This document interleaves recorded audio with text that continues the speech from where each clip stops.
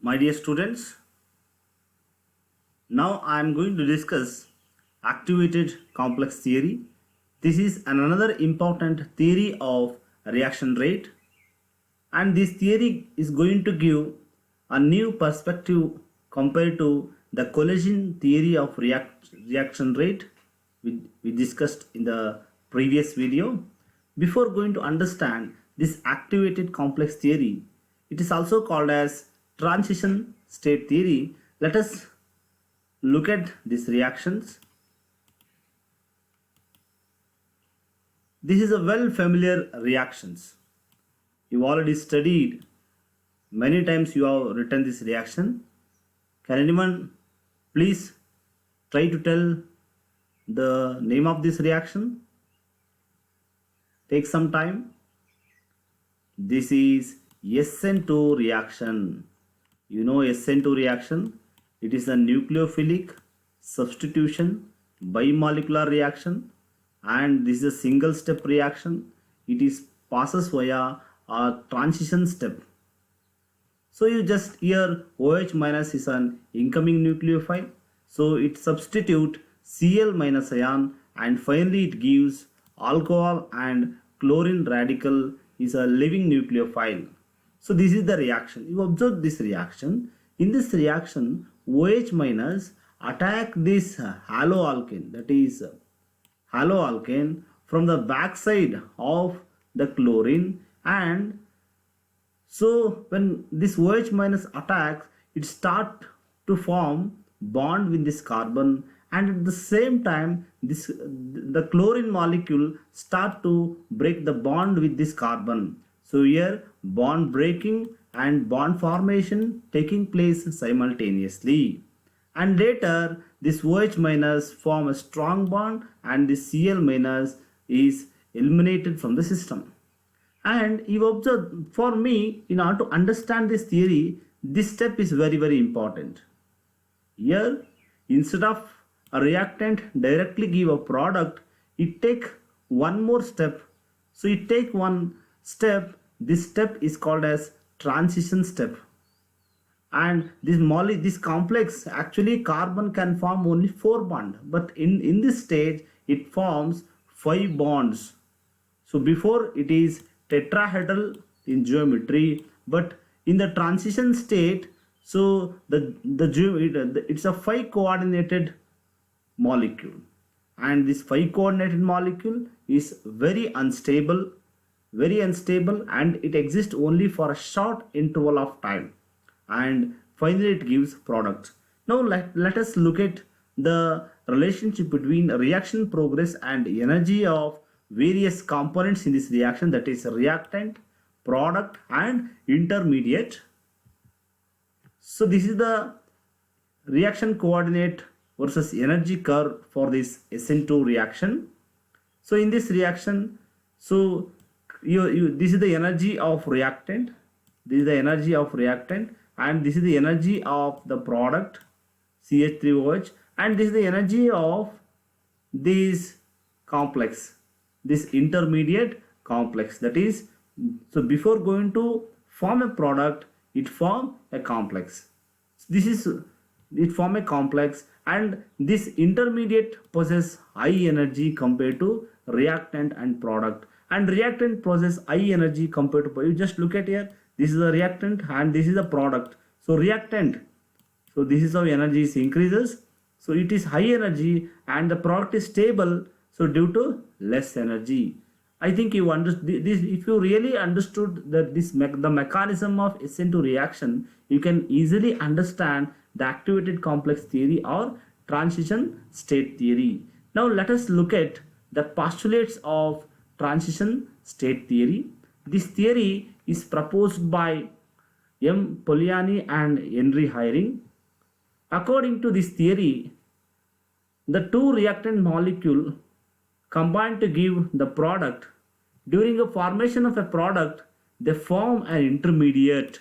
This intermediate is called as activated complex. And the activated complex which is formed between the reactant and product, it's very transient in nature. Transient in means it's going to exist only a very short interval of time. The lifespan of this activated complex is very less because it possesses high energy. In the high energy state, it's unstable in nature. That's why it is undergo dissociate, and it easily gives a product of less energy and highly stable. And sometimes it is going to exhibit equilibrium with both reactant and product. And to form this activated complex, it needs some minimum amount of energy. That energy is called as activation energy or energy of activation. You just observe here. So now before going to start the reaction, this is the state of a reaction. The reactants are in this position, energy. This is the Gibbs free energy state of this reactant. So when reaction is started, so it form an activated complex. So it go to higher energy state, and here it undergo dissociation. It form product of less energy. But to move from reactant to activated complex, this energy is called as activated energy. It is called as EA. This is activated energy, that is the minimum amount of energy required to form an activated complex. So this is called as this activated complex. This is called as activation energy. These are the important postulates of transition state theory. This theory is very simple. Once again, in this theory, the reaction passes via a formation of an unstable activated complex, and this activated complex is in equilibrium with the reactant, and the amount of energy required to form an activated complex, it is called as an activation energy. These are the important postulates of the transition state theory or activated complex theory. Then the activation energy can be calculated by using this mathematical expression. So that is K is equal to A into e power of minus A by RT. Here A is called as constant. So this is called as Arrhenius equation for rate constant. By using this equation, we can calculate activation energy which is required for the molecule, and this is the activation energy curve for exothermic and endothermic reactions. So in this case, what happened in the exothermic reaction, so the energy of reactant is more compared to than that of product, because the reaction which is going to absorb the exothermic means the reaction in which it is going to emits the energy.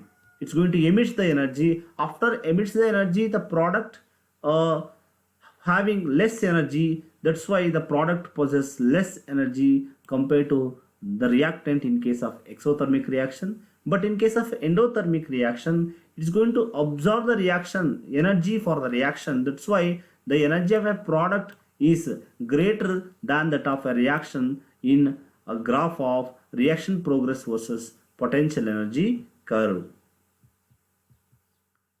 So now let us derive an expression for calculation of the expression for activation energy of a molecule. So we can derive the expression by using Arrhenius equation. So this is the Arrhenius equation. K is equal to A into e power of minus A by RT. Here A is Arrhenius constant, K is rate constant, and EA is activation energy, gas constant, and temperature. So now let us perform an experiment under two different temperature. Perform the same experiment under two different temperature, T1 and T2. So at that moment, we know that temperature affects the rate of reaction. If temperature changes, definitely the rate of a reaction changes, and rate constant of reaction also changes. So here K1 is the rate constant at temperature T1, and K2 is the rate constant at temperature T2. Then at T1, the rate constant expression is given by K1 is equal to A into e power of minus A divided by RT1, and at a temperature T2, T1, T2 are two different temperature. So K2 is equal to, A into e power of minus EA divided by R T2. Then take the logarithm on both sides to both the equations.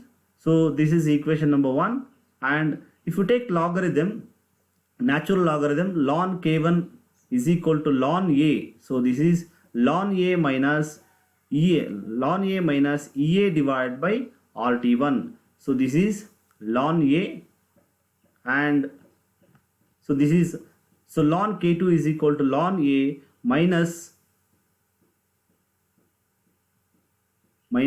ea divided by rt2. Then so subtract equation 3 from equation 2. So we are going to get ln k1 minus ln k2 is equal to ea divided by r into, dear student, so here I am not going to simplify the equations. I am going to write the equation directly. So if you look at the previous expression, so if you we are going to subtracting equation 3 from equation 2, at that moment it become ln k1 minus ln k2, and this ln a get cancelled, and if we left with this minus ea by rt, and here minus ea by r is common. If you take minus ea by r as, if you take it outside, so you are going to left with 1 by t2 minus 1 by t1. So next, so this is the expression. So ea by r into 1 by t2 minus 1 by t2. So you do step by step, and you know, if you apply the rules of logarithm, so it becomes ln k1 divided by k2 into ea divided by r into 1 by t2 minus 1 by t1. Further, if you simplify this equation, so it becomes log k1 by k2 is equal to, dear students, we are removing ln, because ln, natural logarithm of base e, is equal to 2.303 into log. We introduce this term in this equation. At that moment it become 2.303 log. So log k1 by k2 is equal to ea by 2.303 r, and if you simplify this, you are going to get t1 minus t2 divided by t1 into t2. And again, if you want ea, this ea is equal to, you can separate activation energy. This ea is equal to, what happened, it becomes 2.303 r, 2.303 r into log of k1 by k2 into, so t1 into t2 divided by t1 minus t2. So this is the expression which is used to calculate activation energy of a molecule, and please remember, this is oftenly used to calculate activation energy of a molecule. Next, comparison, collision theory and activated complex theory. And this collision theory is applicable only for gaseous reactions, and this is applicable for simple as well as complex molecular reaction. And it considered molecule is a hard sphere possessing only translation energy, but this activated complex considers translational, rotational as well as vibrational energy. And in collision theory, one new term we observed, that is steric factor. Here there is no practical method to identify the steric factor, but in case of activated theory, there is no such steric factor comes in the equation. And in the collision theory, the rate constant which is determined experimentally, it is different compared to the calculated one, and it does not explain the reason for the difference, but activated complex successfully explain the difference which is created by taking the concept of entropy during formation of activated complex.